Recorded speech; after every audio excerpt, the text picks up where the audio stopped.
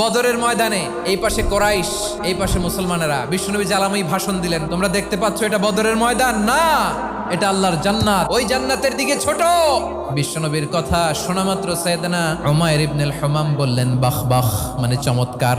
বিশ্বনবী বললেন মা ইয়াহমিলুকা আলা কওলিকা বাখ বাখ ইয়া উমাইর, আমার এই কথা শুনে তুমি কেন বললা বাখ বাখ? ইয়া রাসূলুল্লাহ, আপনার এই কথা শুনে আমি বড্ড খুশি হয়েছি, আর আমি প্রত্যাশা করছি আমি যদি ওই জান্নাতের মালিক হতে পারি তাহলে কতই না ভালো হতো। সুবহানাল্লাহ বলেন। বিশ্বনবী বললেন উমাইর আনতা মিন আহলিহা, তুমি ওই জান্নাতের অধিবাসী, তুমি জান্নাতি। উমাইর চিন্তা করলেন আমি জান্নাতি, নবীর মুখ দিয়ে যখন বেরোইছে ওই জান্নাতে তো আমার ঢুকতেই হবে, কিন্তু হাতে 3টা খেজুর খেয়ে যদি জেহাদের ময়দানে যাই তাহলে জান্নাতে যেতে তো দেরি হয়ে যাবে।